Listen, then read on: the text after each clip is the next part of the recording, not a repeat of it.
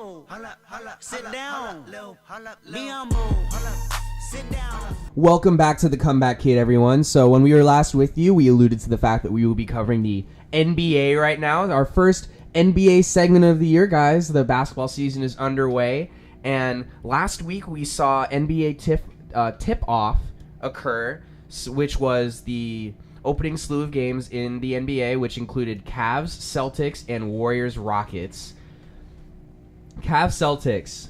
What a game for many reasons. So many storylines. Kyrie Irving coming back to Cleveland after the fallout with LeBron James and the Cleveland Cavaliers. We also saw a Cavs team which has a lot of former Celtics players, and the two teams in many ways just kind of like combined. And to me, these teams are clearly rivals, but a lot of these players are very familiar with each other. A lot of them are friends since they played with each other, and we really saw that unity come out when Gordon Hayward, sadly, in the first opening minutes of the game, had one of the most gruesome injuries I have ever seen on a basketball court, with his leg being completely twisted. I believe it is an ankle fracture that is going to have him out for, doctors are saying, the entire season, which is a big blow for the Celtics, not only just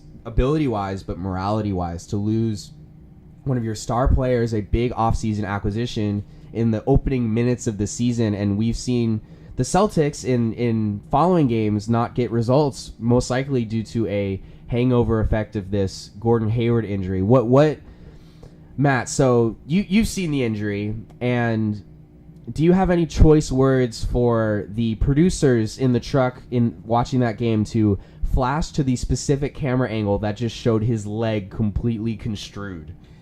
It's nauseating. You don't need to show that on live television. I think it's a big blow, obviously, to the Celtics. I mean, they went out this offseason and said we want this guy. I mean, Hayward already had a repertoire with a coach, I think back from his college days. Yes, at Butler, yeah. Yeah, so they went out and they said we wanted this guy because they wanted to put to rest the notion that the Cavaliers are an Eastern Conference lock every year. And you know what? Maybe I would have believed it for a minute, having Hayward on that team with Irving. Obviously, 5 minutes into this guy's max contract with the Celtics, he's out. And you can't really blame him. I mean, you break a leg, and there's nothing you can really do about that. But what's happened is now you have to give a substantial amount of minutes to Jason Tatum, who this whole summer has been told that he's going to kind of learn the system. But now he is the system. So I think a lot has changed, within the last, 72 hours or whatever it's been. And I think that it might be a little rough going for the Celtics for a little while. Yeah, I definitely would say so. I think the Celtics are not nearly the title contenders that they were now that Gordon Hayward is out, and especially with the decline in morality that this kind of injury has had on this team. And you mentioned Jason Tatum, super high draft pick, and you would expect players like Jason Tatum to come into the NBA and tear it up. The Celtics over the past few years have used a long-term strategy when they completely unloaded players like Kevin Garnett and Paul Pierce to the Nets and gotten a bunch of their future draft picks. So we see a Celtics team that is consistently in the top 3 in the Eastern Conference with picks in the first with a top 5 pick every year. And it would be a shame if the Celtics were to not give the opportunities to these high draft picks, because they produce in college, and players like Jason Tatum, especially special talents, I believe can, if he comes out and performs and just tears up the NBA, we're going to be not forgetting about Gordon Hayward, but Gordon Hayward is not going to be nearly as missed ability-wise on this team. So Celtics off to a rough start. On the other side of the coin, we have the Cleveland Cavaliers and LeBron James, Dwayne Wade, and a revitalized Derrick Rose. Derrick Rose in the preseason was getting a lot of hype for this being a revenge year for him, potentially being a year that he revitalized his career playing with the King, We've seen other older players like Richard Jefferson come in and actually completely revitalize his career because he's able to play with LeBron and learn from him. And he's done fairly well the first few games, and the Cavs are really off to a hot start. So kind of two opposite sides of the coin when we're talking about the Cavs versus the Celtics in regards to the trajectory that each team has been on in the start of the year. So that was a very interesting game to watch. The Cavs were able to hold off the Celtics to win that game. No one would really expect the Celtics to win a game like that when you have Gordon Hayward going down in the very beginning, kind of setting the tone for the entire game. But it's going to be, I almost said an interesting Eastern Conference, but I really don't think it's going to be all that interesting because we saw so many players being traded to the West, and now we're seeing a completely reloaded Western Conference with teams such as the Houston Rockets, which on opening night beat the Golden State Warriors. The Warriors thought that they had the Rockets beat with a Kevin Durant buzzer beater, but that shot was since waved off by milliseconds. The ball was nearly on his fingertips when the buzzer went off, and Warriors thought they had it won, but then Houston, with the help of James Harden, and it's not just James Harden's team anymore. They added Chris Paul, proven veteran presence who definitely knows how to win, and maybe the winning mentality will be able to actually translate into more results that he couldn't get as a Los Angeles Clipper. Yeah, I wouldn't say that Chris Paul knows how to win. He's never made it past the second round of the playoffs, so I wouldn't say that he knows how to win. But I think that was not that. As much as I will hate on Chris Paul, I would say that wasn't his failures in Los Angeles for the Clippers were not completely on him. He seemed to me like there were a lot of times where he was delivering and the people around him weren't. But I think this is a huge win for Houston, even though it is the first game of the year. The fact that you were able to go to Golden State and get a win, be it on a basket that was waved off, I feel like that's got to be a huge confidence booster. And I know, Ben, you must have been going crazy when they waved off that KD bucket. I was terrified when that went in. I thought the game was over. I thought that the Warriors had it won, and the Warriors were going to be 1-0, and it's just the beginning of the same script we've seen every year. Some background: I am a very strong Cleveland Cavaliers fan. I used to live in Cleveland for a few years, so LeBron's my guy, and the Cavaliers are my team. So I do not like the Warriors, and this comes in tandem with my distaste for the San Francisco Giants, and just Bay Area sports in general is gives me a very sour taste in my mouth. So I was very, I was mortified when I saw that shot go in, even though Kevin Durant, I drafted him on my fantasy team. Somewhat hypocritical in that way, but my team name is KD's Snake City, for the reason that he is a snake and he slithered his way out of Oklahoma City. But yes, what a performance by the Rockets. And not just the Rockets, but we also saw the Minnesota Timberwolves barely beat out another very strong team in the West, the Oklahoma City Thunder, the other night. We saw Carmelo Anthony seemingly hitting a game-winning three-point shot in the last seconds of the game, only to have Andrew Wiggins hit a game-winning buzzer-beater three in Oklahoma City to win the game. And it was, I think, a testament to the kind of experiment that's going on in Minnesota right now, just kind of completely reshaping that team with a lot of proven players from a lot of different teams, such as Jeff Teague, Jimmy Butler. You already had to go in tandem with the players they already had, such as Andrew Wiggins and Karl Anthony Towns. And this is really a testament to how strong the West is, both of these games, because these teams were it was punch after punch and going back and forth, and just the quality of teams in the Western Conference is just going to make for very fun basketball to watch throughout the year. Wouldn't you guys agree? I would definitely have to agree on that.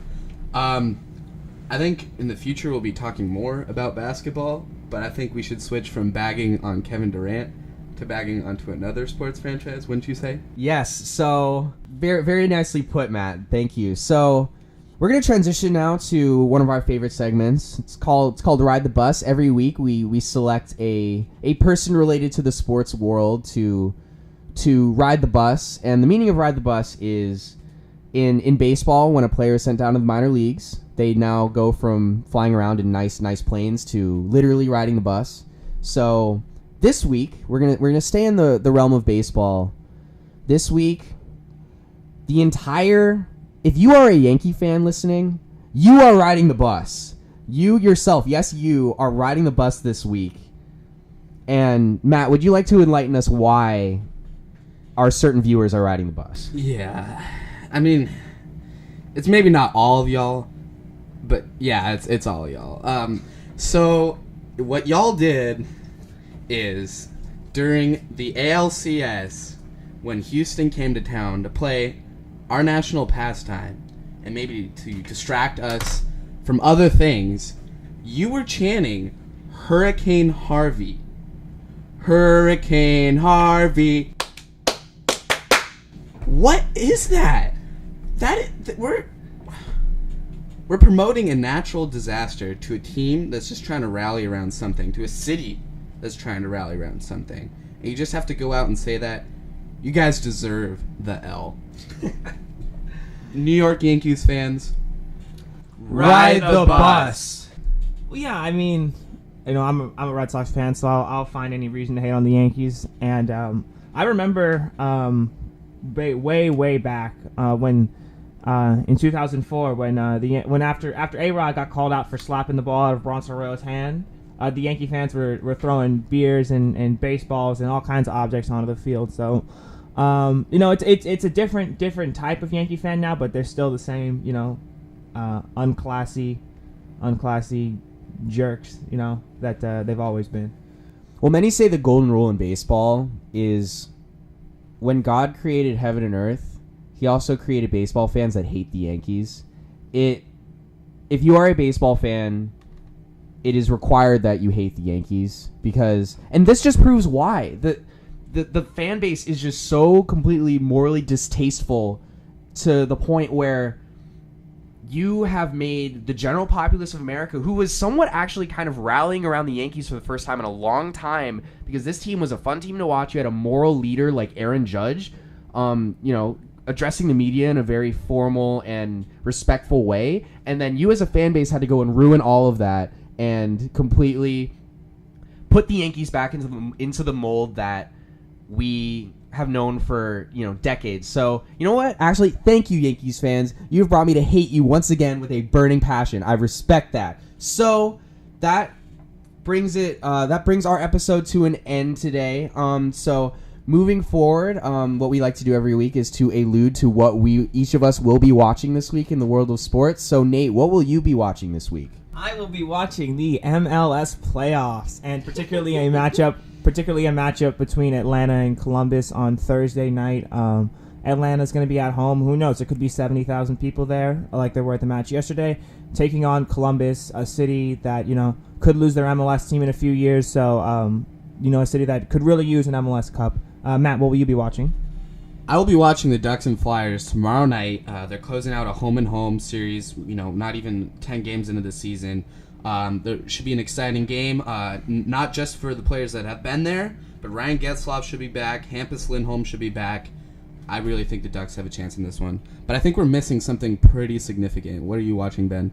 I will be watching, the World Series of Baseball. This is it's a bittersweet time of the year for me. You get to watch some of the best players and best teams go head-to-head against each other in very high-leverage situations. However, it also means it's the end of the baseball season, which is, somewhat sad, and so then it's gonna be a cold, long, dark winter where all we have is Premier League and different sports such as that. Probably won't be that cold and dark. It's going to be 103 out today. It's supposed to be the fall. Yes, so in San Diego, it is going to be 103 degrees today. Very hot. So that is it for us today at The Comeback Kid. Matt and I need to get to class as always. Check us out at USD Comeback on Twitter and Facebook, or search The Comeback Kid and give us a listen on SoundCloud at soundcloud.com/comebackkidusd. And for those of you listening on Facebook, Twitter, or SoundCloud, we broadcast live every single week at 9 a.m. on the USD radio station, which can be found on the TuneIn Radio app. TuneIn is available on both Apple and Android app stores. Once you download it, just search USD Radio, favor that page, and you'll have access to USD Radio wherever you go. And also, we mentioned it at the top of the show. If you guys have any topic suggestions, please feel free to let us know via tweet, text. You guys know us, so give us any topic suggestions, and we would love to address any of those. So that's it from us. Thank you guys for watching, and we will be back next week. Take care, guys.